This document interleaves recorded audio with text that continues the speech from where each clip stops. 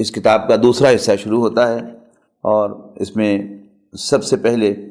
عقائد یا بنیادی تصورات بیان ہوئے ہیں۔ بسم اللہ الرحمن الرحیم۔ تنظیم اسلامی کے بنیادی دینی تصورات یعنی عقائد اہل سنت والجماعت کے مطابق ہیں۔ تنظیم اسلامی کے بنیادی دینی تصورات یعنی عقائد اہل سنت والجماعت کے مطابق ہیں، جن کی روح سے ہر عاقل و بالغ مسلمان خواہ مرد ہو یا عورت پر لازم ہے کہ وہ نمبر 1 پورے شعور و ادراک کے ساتھ اقرار کرے کہ آمنت باللہ کما ہوا باسمائہ و صفاتہ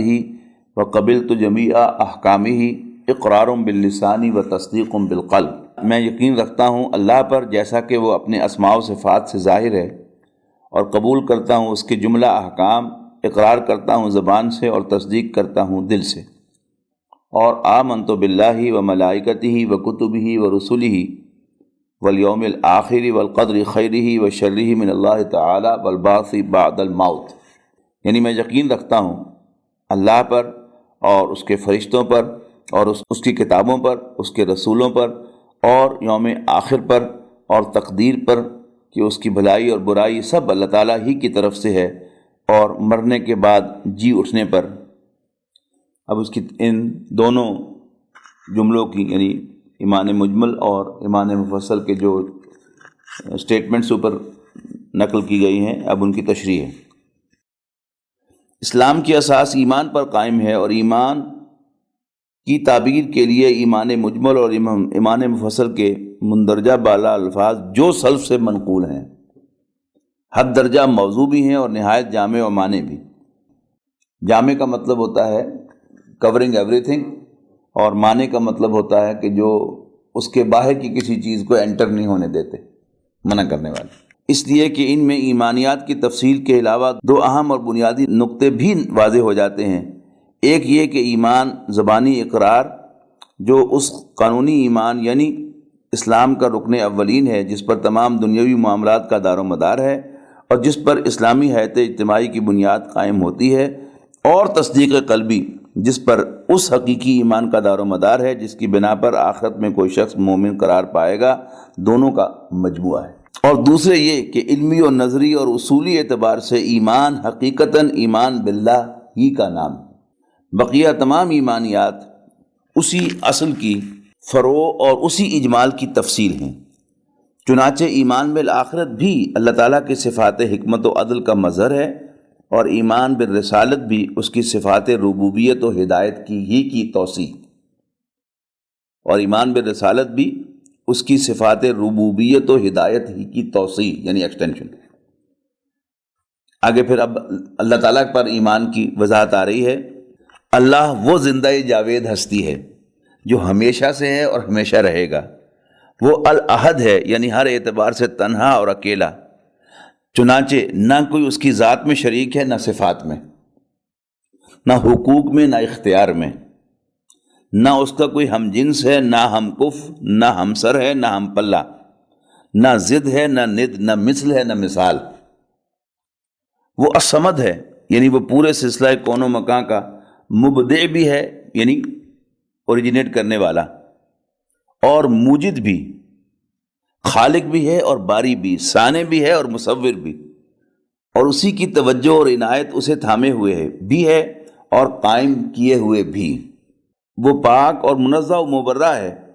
ہر عیب، ہر نقص، ہر کمی، ہر ضعف، ہر احتیاج، ہر غلطی اور ہر کوتاہی سے۔ گویا وہ سبوح بھی ہے اور القدوس بھی،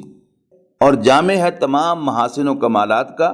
اور ہر خیر اور خوبی کا بدرجہ تمام و کمال۔ گویا وہ الغنی بھی ہے اور الحمید بھی، کسی کو کوئی قوت و طاقت حاصل نہیں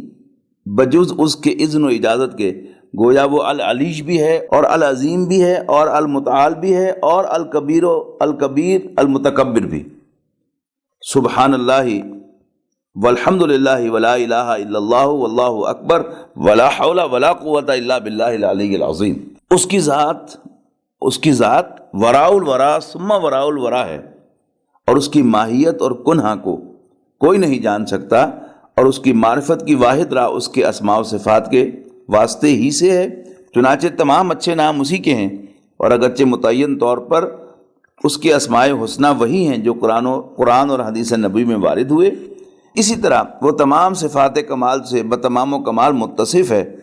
جن میں سے اہم ترین 8 ہیں، یعنی حیات، علم، قدرت، ارادہ، سمع، بصر، کلام اور تکوین۔ چنانچہ وہی الحی بھی ہے اور القیوم بھی، السمیع بھی ہے اور البصیر بھی، علی کل شیء قدیر بھی ہے اور بکل شیء علیم بھی، فعال لما یرید بھی ہے اور انما امرہ اذا اراد شیئا ان یقول لہ کن فیکون کی شان کا حامل بھی۔ مزید برآں اس کی جملہ صفات اس کی ذات ہی کے مانند مطلق و لا متناہی ہیں، نہ کہ محدود و مقید، اور قدیم ہے نہ کہ حادث، اور ذاتی ہیں نہ کہ کسی کی عطا کردہ۔ فرشتے وہ برگزیدہ ہستیاں ہیں جنہیں اللہ نے نور سے تخلیق فرمایا، وہ صاحب تشخص وجود کے حامل ہیں، نہ کہ مجرد قواعد طبعیہ، natural forces of the nature. ان کا نہ مذکر ہونا معلوم ہے نہ مؤنث۔ وہ خدا سے قرب ضرور رکھتے ہیں لیکن الوہیت میں ان کا کوئی حصہ نہیں۔ وہ اللہ کے حکم کے خلاف کچھ نہیں کرتے، اور وہی کرتے ہیں جس کا حکم انہیں بارگاہ خداوندی سے ملے۔ وہ اللہ کے احکام کی تنفیذ بھی کرتے ہیں اور خالق و مخلوق کے مابین پیغام رسانی بھی۔ چنانچہ وہی انبیاء اور رسل تک وہی لاتے رہے ہیں۔ ان کی تعداد بے شمار ہے، لیکن 4 بہت مشہور بھی ہیں اور جلیل القدر بھی، یعنی حضرت جبرائیل، حضرت میکائیل، حضرت اسرافیل اور حضرت عزرائیل علیہ السلام۔ اللہ کی کتابیں، اللہ کی کتابوں میں سے بھی 4 ہی معلوم و معروف ہیں، یعنی تورات جو حضرت موسیٰ کو عطا ہوئی، اور زبور جو حضرت داؤد کو عطا ہوئی، اور انجیل جو حضرت عیسیٰ علیہ السلام کو عطا ہوئی، اور قرآن مجید جو حضرت محمد صلی اللہ علیہ وسلم کو عطا ہوا، جو اللہ کی آخری کتاب اور نوع انسانی کے نام اللہ کا آخری اور مکمل پیغام ہے، جس کے بعد کوئی اور کتاب نازل نہ ہوگی،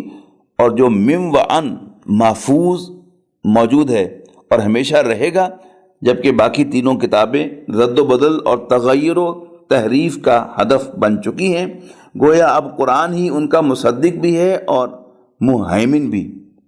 ان کے علاوہ اور بھی بہت سے پیغمبروں کو صحیفے عطا ہوئے، جن میں سے کچھ اب دنیا میں سرے سے موجود ہی نہیں ہیں، باقی محرف اور مبدل ہیں، یعنی چینجڈ ہیں۔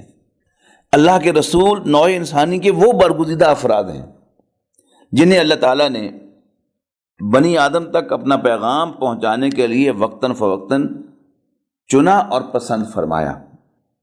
وہ انسانیت کا اعلیٰ ترین نمونہ تھے اور سب گناہ سے پاک یعنی معصوم تھے۔ ان کی تعداد اللہ ہی کو معلوم ہے۔ قرآن مجید میں جن کے نام مذکور ہیں ان کے سوا کسی اور کو یقین کے ساتھ نبی یا رسول قرار نہیں دیا جا سکتا۔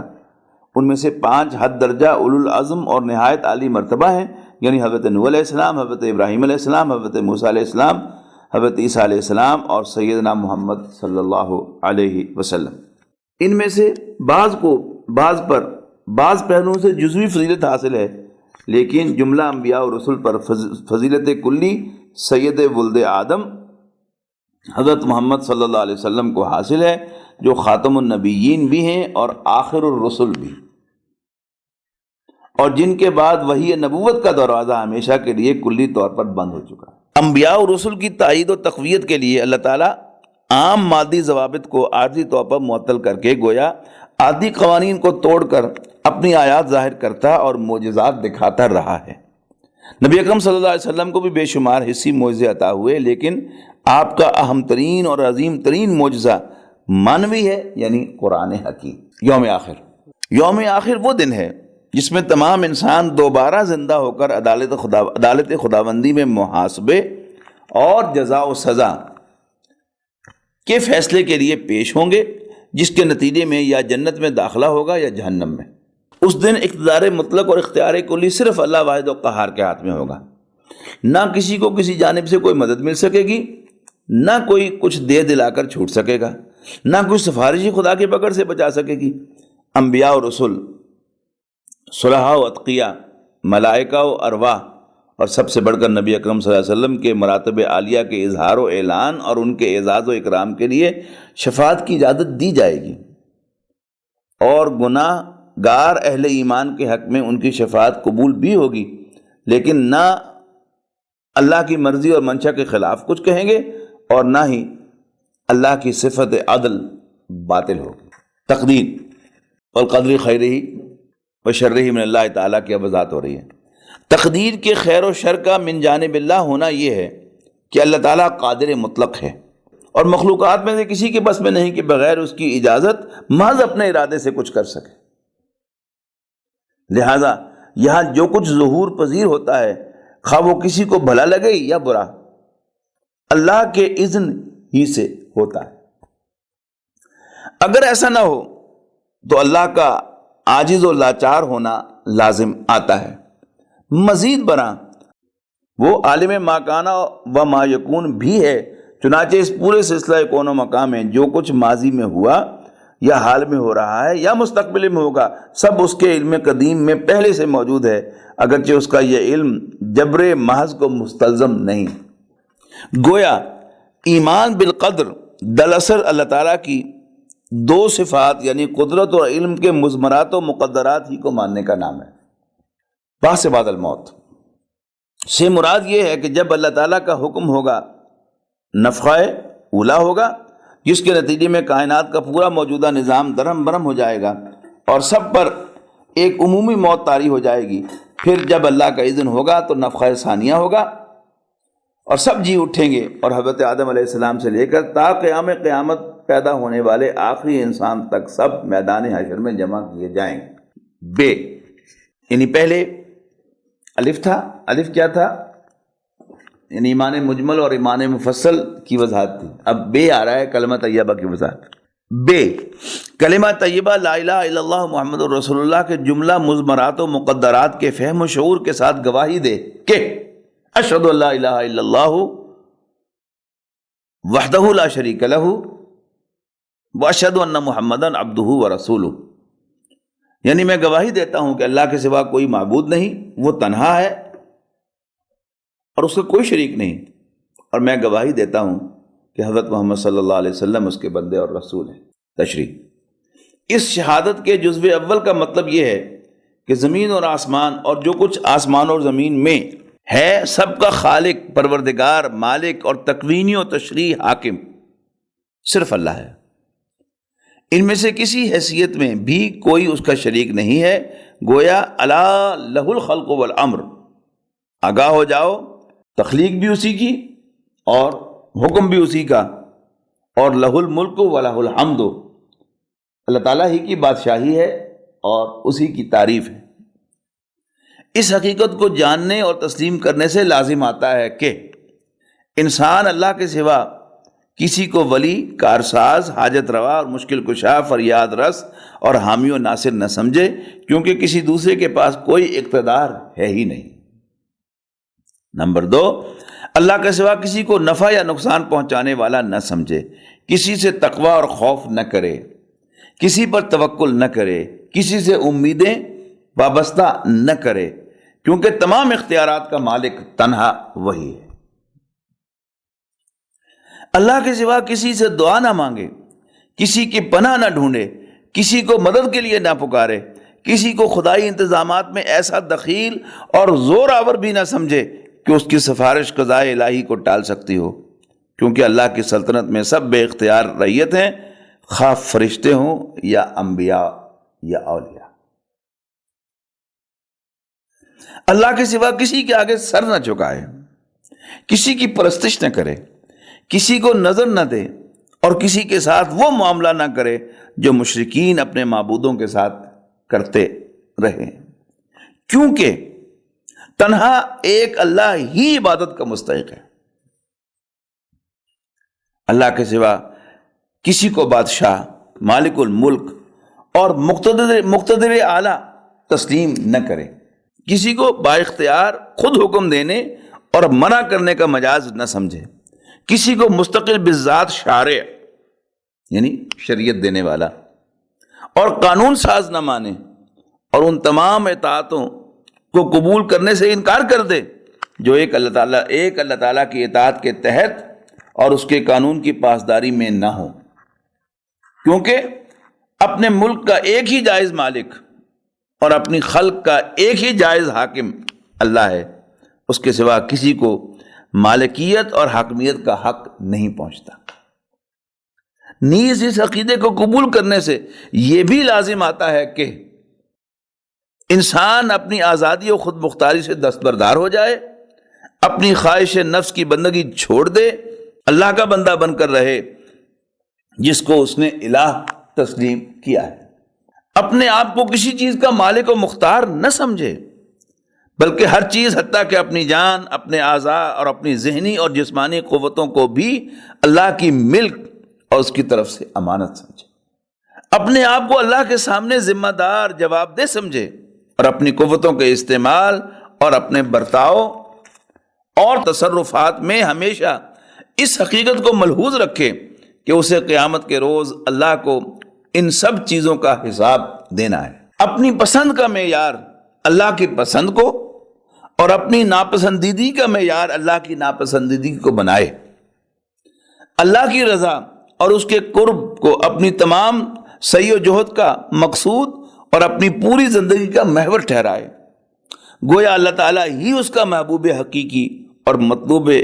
اصلی بن جائے۔ نمبر 11، اپنے لیے اخلاق میں، برتاؤ میں، معاشرت اور تمدن میں،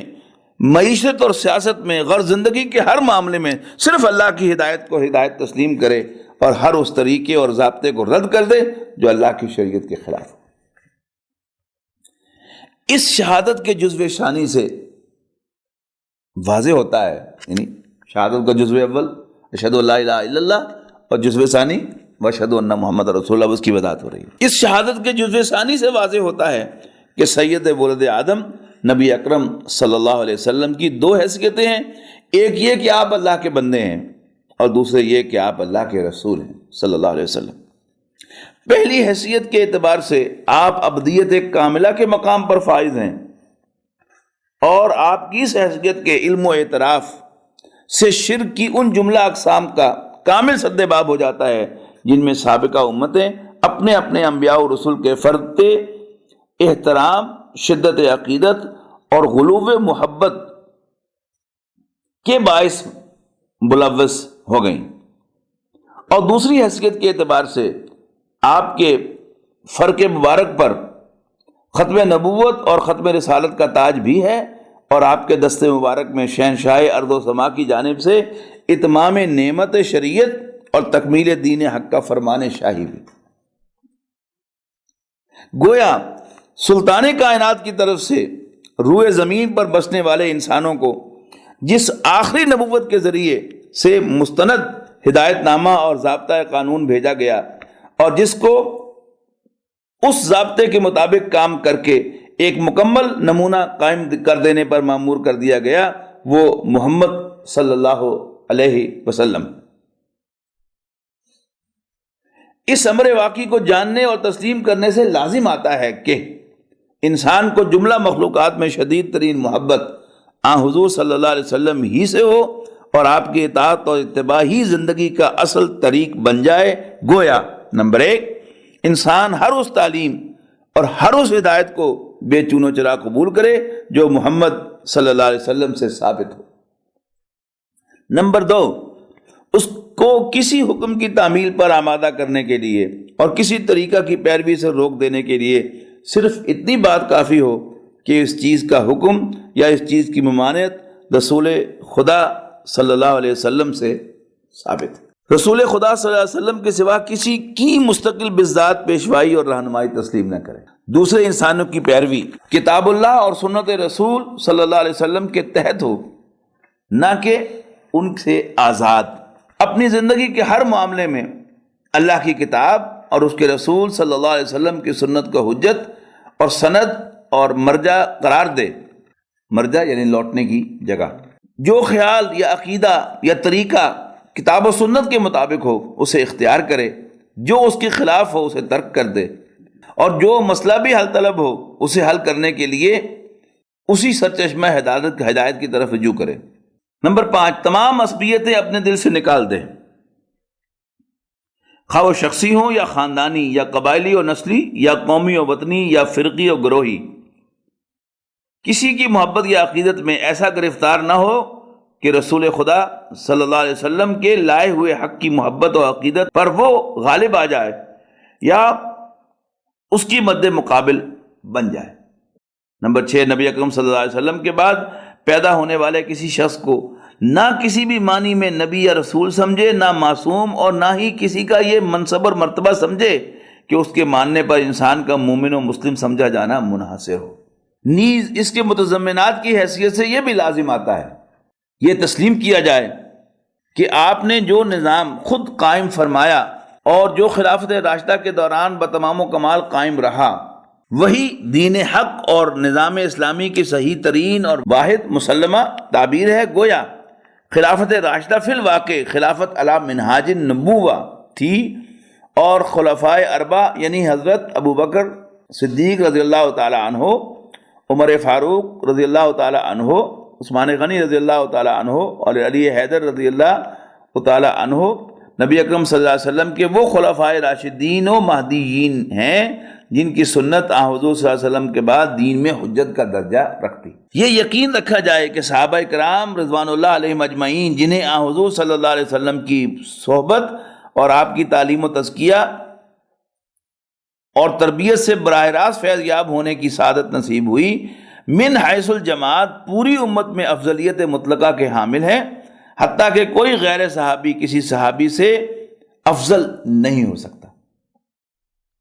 ان کی محبت جزو ایمان ہے، ان کی تعظیم و تحقیر دراصل نبی اکرم صلی اللہ علیہ وسلم کی تعظیم و تحقیر ہے،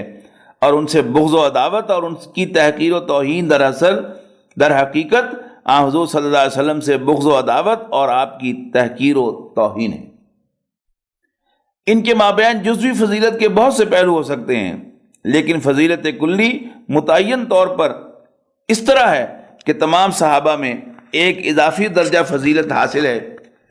حضرات اصحاب بیت رضوان کو، پھر ان پر ایک مزید درجہ فضیلت حاصل ہے حضرات اصحاب بدر کو، پھر ان پر ایک درجہ اور فضیلت کے حامل ہیں حضرات عشرہ مبشرہ، اور ان میں فضیلت مطلقہ حاصل ہے حضرات خلفائے اربعہ کو، جن کی افضلیت علی ترتیب الخلافت ہے، یعنی افضل البشر بعد الانبیاء بالتحقیق ہیں حضرت ابوبکر صدیق رضی اللہ تعالیٰ عنہ، پھر درجہ ہے حضرت عمر رضی اللہ تعالیٰ عنہ کا، پھر مقام ہے حضرت عثمان غنی کا، اور پھر مرتبہ ہے حضرت علی حیدر رضی اللہ تعالیٰ عنہ کا۔ مزید برآں صحابہ کرام کل کے کل عدول ہیں، اور ان کے مابین اختلاف اور نزاع نفسانیت کی بنا پر نہیں بلکہ خطائے اجتہادی کی بنا پر ہوا۔ چنانچہ مشاجرات صحابہ کے باب میں محتاط ترین روش تو یہ ہے کہ کف لسان سے کام لیا جائے اور کامل سکوت اختیار کیا جائے، تاہم کوئی حقیقی اور واقعی ضرورت ہی لاحق ہو جائے تو ایک کو مصیب یعنی صحیح موقع پر اور دوسرے کو مخطی یعنی راہ خطا اجتہادی پر تو قرار دیا جا سکتا ہے، لیکن کسی کو بھی سب و شتم یا الزام و اتہام کا ہدف بنانا جائز نہیں ہے۔ جیم، ہر قسم کے کفر اور جملہ انواع و اقسام کے شرک اور تمام رذائل و ذمائم اخلاق سے شعوری طور پر اعلان برات کرے بہیں الفاظ کے اللہم انی اعوذ بکا من ان اشرک بکا شیئا وانا عالم بہ واستغفرک لما لا عالم بہ تبت عنہ وتبرأت من الکفر والشرک والکذب والغیبت والبدعۃ والنمیمۃ والفواحش والبہتان والمعاصی کلھا۔ میں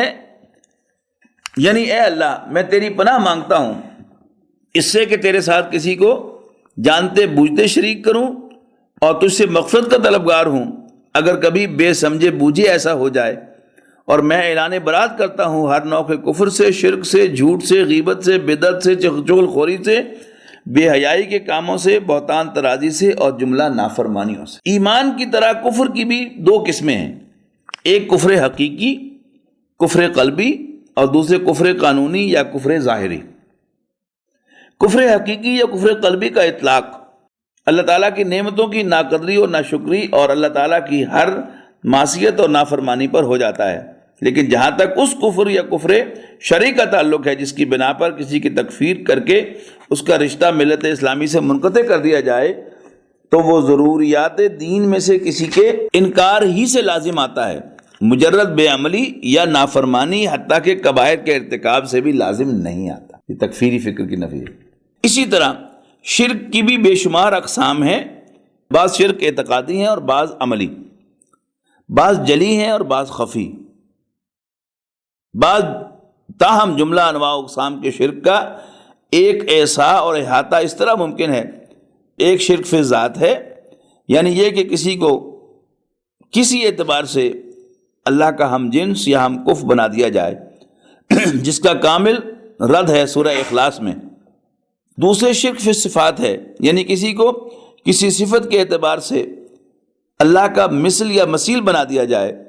جس کا نہایت مکمل سد باب ہے آیت الکرسی میں۔ اور تیسرے شرک فی الحقوق ہے، جس کی جامع ترین تعبیر شرک فی العبادت ہے، جس کا ایک پہلو یہ بھی ہے کہ کوئی اللہ سے بڑھ کر یا اس جتنا محبوب اور مطلوب ہو جائے، اور یہ بھی کہ کسی کو علی الاطلاق مطاع مان لیا جائے، یعنی اس کی اطاعت اللہ کی اطاعت سے آزاد تسلیم کر لی جائے، اور یہ بھی کہ عام مادی قانون اور ظاہری قواعد و ضوابط کے دائرے سے باہر کسی سے استعانت اور استمداد اور استغاثہ کیا جائے، یا اس سے دعا کی جائے اور اسے پکارا جائے۔ عام مادی قوانین کے تحت بھی اگر کسی کے بارے میں یہ خیال ہو کہ محض اپنی قوت اور ارادے سے کسی کو نفع یا ضرر پہنچا سکتا ہے، تو یہ شرک فی صفات کی ایک قسم یعنی شرک فی القدرت اور شرک فی التصرف ہوگا۔ مزید برآں شرک کی اسی نوع کے ذیل میں آتے ہیں ریا، سمع یعنی کسی کو دکھانا، کسی کو سنانا بھی، اور کسی کے لیے کسی بھی نیت سے ان مراسم عبودیت کو بجا لانا بھی جو صرف اللہ کے لیے خاص ہیں، جیسے سجدہ اور نظر۔ رذائل و ذمائم اخلاق کی مکمل فہرست دینا ممکن نہیں، تاہم اگر انسان ان سے اجتناب کرے جو اوپر بیان ہوئے، تو دوسروں کا سد باب خود بخود ہو جائے گا۔ دال سابقہ زندگی کے تمام گناہوں سے نہایت الحاح و زاری سے بارگاہ خداوندی میں مغفرت کا طلبگار ہو، اور آئندہ کے لیے کامل اور خلوص و اخلاص کے ساتھ توبہ کرے ان الفاظ کے ساتھ کہ استغفر اللہ ربی من کل ذنب اذنبتہ عمدا او خطا سرا او علانیۃ واتوب الیہ من الذنب الذی اعلم ومن الذنب الذی لا اعلم انک انت علام الغیوب وستار العیوب وغفار الذنوب، یعنی میں اللہ سے معافی کا خواستگار ہوں تمام گناہوں پر، خواہ میں نے جان بوجھ کر کیے ہوں یا غیر ارادی طور پر، اور خواہ چھپ چھپا کر کیے ہوں، خواہ اعلانیہ طور پر، اور خواہ وہ میرے علم میں ہو اور خواہ میرے علم میں نہ ہو۔ اے اللہ تو ہی تمام غیبوں کا جاننے والا اور تمام عیبوں کی پردہ پوشی کرنے والا اور تمام گناہوں کی بخشش فرمانے والا ہے۔ تشریح توبہ صرف زبان کے کلمات توبہ کے ادا کر دینے یا ان کے ورد یا وظیفہ بنا لینے کا نام نہیں، بلکہ گناہ پر حقیقی ندامت اور واقعی پشیمانی اور معصیت کے سے کلی اجتناب کے عزم مصمم کے ساتھ بارگاہ خداوندی میں رجوع کرنے اور گناہ و معصیت کو بالفعل ترک کر دینے کا نام ہے۔ یہ تین شرائط ان کوتاہیوں کے ضمن میں کافی ہیں جو حقوق اللہ کے باب میں ہوں۔ حقوق العباد سے تعلق رکھنے والے معاصی کے لیے ایک چوتھی اضافی شرط یہ ہے کہ جس کسی پر زیادتی ہوئی ہو اس کی تلافی کی جائے یا اس سے معافی حاصل کی جائے۔ بنا بری توبہ کی صحت کے لیے لازم ہے کہ جو شخص تنظیم اسلامی میں شمولیت کا خواہاں ہو وہ نمبر 1 جملہ فرائض دینی کی پابندی اختیار کرے اور تمام کبائر سے فی الفور مجتنب ہو جائے، بالخصوص ارکان اسلام کی پوری پابندی کرے، چنانچہ نماز قائم کرے۔ مردوں کے لیے التزام جماعت بھی ضروری ہے، رمضان المبارک کے روزے رکھے، صاحب نصاب ہو تو باقاعدہ حساب کے ساتھ پوری زکوٰۃ ادا کرے، اور صاحب استطاعت ہو اور تاحال حج بیت اللہ نہ کیا ہو تو فوراً نیت کرے اور جلد از جلد فریضہ حج ادا کرے۔ نمبر 2 سنت رسول صلی اللہ علیہ وسلم کا زیادہ سے زیادہ اتباع کرے اور ایسی تمام بدعات اور رسومات کو ترک کر دے جن کا ثبوت قرون مشہود اللہ بالخیر سے میں نہ ملتا ہو۔ قرون مشہود اللہ بالخیر سے مراد ہے حضور صلی اللہ علیہ وسلم کے اس فرمان کی طرف اشارہ، خیر القرون قرنی ثم الذین یلونہم ثم الذین یلونہم، سب بہترین زمانہ میرا زمانہ ہے، پھر وہ جو لوگ جو اس کے بعد آئیں گے یعنی دور صحابہ، اور پھر ثم الذین یلونہم، پھر جو ان کے بعد آئیں گے یعنی دور تابعین۔ تشریح ان بدعات و رسومات کا زیادہ زور شادی بیاہ، پیدائش، عقیقہ، ختنہ، سالگرہ، فوتیدگی کے تہواروں کے موقع پر ہوتا ہے۔ ان سب میں لازم ہوگا کہ اپنے معاملات کو زیادہ سے زیادہ قرون اولیٰ کے مطابق بنایا جائے اور بعد کے اضافوں کو ترک کر دیا جائے۔ نمبر 3، اپنی معاشرت میں جملہ اسلامی احکام کی پابندی کرے، خصوصاً سطر اور حجاب کے شرعی احکام پر عمل پیرا ہو۔ نمبر 4، اگر کوئی ایسا ذریعہ معاش رکھتا ہو جو معصیت فاحشہ کے ذیل میں آتا ہو، جیسے چوری، ڈاکہ، سود، زنا، شراب، رقص و سرور، شہادت زور، رشوت، خیانت، جوا اور سٹہ وغیرہ، تو اسے ترک کر دے۔ تشریح: اس بات کا بظاہر احوال تو کوئی امکان نظر نہیں آتا کہ وہ لوگ جو تنظیم اسلامی میں شمولیت کے خواہاں ہوں، ان کی معاش چوری یا ڈاکہ، شراب کی تیاری یا اس کی فروخت وغیرہ، عصمت فروشی یا رقص و سرور ایسے کبھی کاموں سے متعلق ہوں۔ تاہم اگر اللہ تعالیٰ ایسے کسی کاروبار سے متعلق کسی فرد کو اصلاح کی توفیق دے تو یہ بھی اس کی رحمت سے بعید نہیں۔ بہر صورت ان تمام کاموں کی حرمت اور قباحت و شناعت ہمارے معاشرے میں معلوم و معروف ہے۔ البتہ بعض حرام چیزیں کچھ اس طرح ہمارے معاشرے میں جاری و ساری ہو گئی ہیں کہ عام لوگ یا تو ان کی قباحت سے ہی آگاہ نہیں ہے یا انہیں کسی مجبوری کے عذر کی بنیاد پر ان کو اپنے لیے مباح کر لیا ہے۔ ان میں سے مکروہ ترین چیز سود، جس سے باز نہ آنے پر قرآن حکیم اللہ اور اس کے رسول صلی اللہ علیہ وسلم کی جانب سے اعلان جنگ کی وعید سناتا ہے، اور دوسرے نمبر پر رشوت اور سرکاری حیثیت اور اختیارات کا ناجائز استعمال، اور ان پر مستضاد ہیں بیع و شراء کی بعض ناجائز صورتیں اور سرکاری محاصر، انکم ٹیکس، ڈیوٹی وغیرہ سے بچنے کے لیے اخفاء اور کذب بیانی۔ ہمیں خوب اندازہ ہے کہ اس وقت جو خدا ناشناس اور عاقبت ناآشنا نظام پوری دنیا کو اپنی لپیٹ میں لیے ہوئے ہے،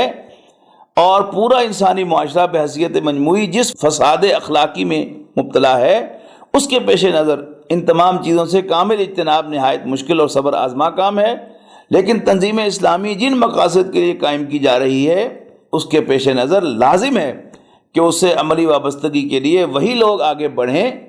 جو رخصتوں اور ہیلوں پر عمل کرنے کی بجائے عزیمت اور صبر و توکل کو اپنا شعار بنائیں، اور ہر اس ذریعہ معاش کو ترک کرنے کی کوشش کریں جس میں حرام کی آمیزش ہو۔ اس معاملے میں سر دست حسب ذیل تصریحات پر اتفاق کی جاتی ہے۔ نمبر 1، سود لینا اور دینا قطعاً حرام ہے، لہذا بینکوں یا دیگر اداروں میں نہ کبھی کوئی رقم کسی بھی غرض سے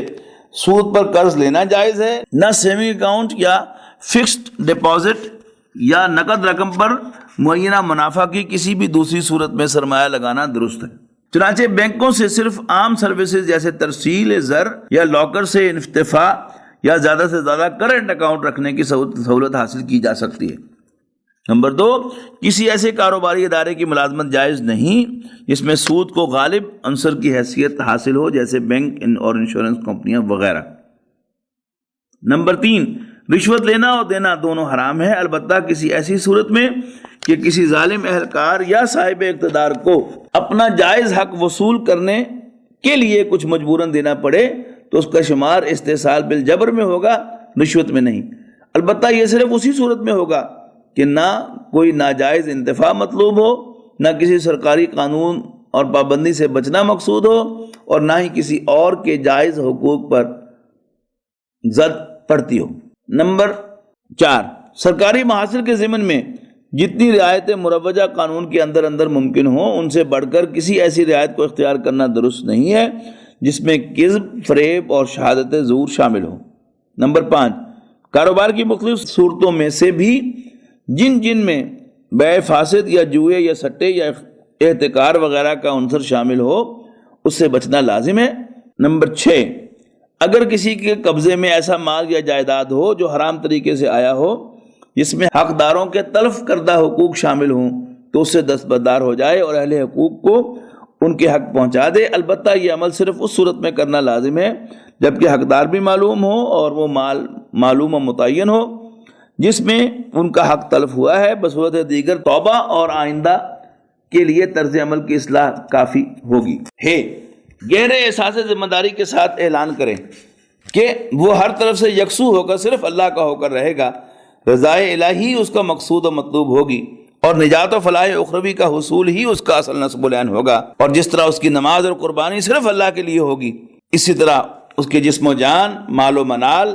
حتیٰ کہ زندگی اور موت سب اللہ ہی کے لیے ہوں گے۔ یعنی انی وجہت وجہی للذی فطر السماوات والارض حنیفا وما انا من المشرکین، اور ان صلاتی و نسکی و محیای و مماتی للہ رب العالمین لا شریک لہ وبذالک امرت وانا اول المسلمین۔ تشریح: ہر ذی شعور مسلمان کا اولین فرض یہ ہے کہ وہ اللہ کی محبت سے سرشار ہو کر اپنی پوری زندگی اس کی کامل اطاعت میں دے دے، جو لازماً اطاعت رسول ہی کے واسطے سے ہوگی۔ اسی رویے کا نام عبادت رب ہے، جو ہر انسان سے اللہ کا پہلا مطالبہ ہے، اور جس کی طرف نوع انسانی کو دعوت دینے کے لیے تمام انبیاء اور رسول مبعوث ہوئے، اور جو عذر قرآن جنوں اور انسانوں کا عین مقصد تخلیق ہے۔ اس کے ساتھ ہی اس پر لازم ہے کہ اپنی صحت اور قوت، فرصت و فراغت، صلاحیت و استعداد، مال و دولت اور وسائل و ذرائع کا زیادہ سے زیادہ حصہ تواصی بالحق اور تواصی بالصبر، عمل بالمعروف اور نہی عن المنکر، احقاق حق اور ابطال باطل، دعوت اللہ اور تبلیغ دین، نصرت دین خدا اور رسول، اور حمایت و اقامت دین اور شہادت حق علی الناس اور اظہار دین حق علی الدین کلہ کے لیے وقف کر دے، اور اس کے لیے محنت و مشقت، انفاق و ایثار، ترک و اختیار، ابتلاء و آزمائش، صبر و مصابرت، استقامت و مقاومت، الغرض ہجرت اور جہاد فی سبیل اللہ کے جملہ مراحل کے لیے مقدور بھر ہمت و عزیمت کی راہ اختیار کرے۔ یہ تمام فرائض ہر مسلمان پر حسب صلاحیت و استعداد اور مطابق وسعت و قوت عائد ہوتے ہیں، اور ان کی انجام دہی میں ہی بندے کی وفاداری کا اصل امتحان ہے۔ واو! اللہ کو حاضر و ناظر جانتے ہوئے اور ان العہد کان مسئولہ کے پیش نظر رکھتے ہوئے پورے احساس مسئولیت کے ساتھ عہد کرے کہ اپنے فرائض دینی کی انجام دہی کے لیے وہ نبی اکرم صلی اللہ علیہ وسلم کے فرمان کہ انا امرکم بخمس بالجماعت والسمع والطاعت والہجرت والجہاد فی سبیل اللہ کے مطابق تنظیم اسلامی کے نظم کی پوری پابندی کرے گا۔ تشریح: یہ بات اچھی طرح سمجھ لینے کی ہے کہ تنظیم اسلامی نہ عام معنی میں دنیاوی یا سیاسی جماعت ہے، اور نہ محدود مفہوم میں مذہبی تنظیم، بلکہ یہ ایک ہماگیر دینی جماعت ہے۔ لہذا اگرچہ یہ خیال کرنا تو غلطی ہی نہیں، عظیم گمراہی ہوگی کہ یہ اس الجماعت کے حکم میں ہے جس میں شمولیت اسلام میں دائرے اور جس سے علیحدگی کفر کے مترادف ہے، اور جس کے بارے میں نبی اکرم صلی اللہ علیہ وسلم نے فرمایا ہے کہ من شذ فی النار، یعنی جو اس سے علیحدہ ہو گیا وہ علیحدہ ہی جہنم میں جھونک دیا جائے گا۔ تاہم اس کے نظم کو عام معاشرتی و ثقافتی انجمنوں یا طبقاتی و پیشہ ورانہ تنظیموں یا سیاسی و قومی جماعتوں کے قواعد و ضوابط کی پابندی پر بھی قیاس نہیں کیا جا سکتا، بلکہ اس کی اطاعت فی المعروف، سمع و طاعت کے خالص اسلامی اور ٹھیٹ دینی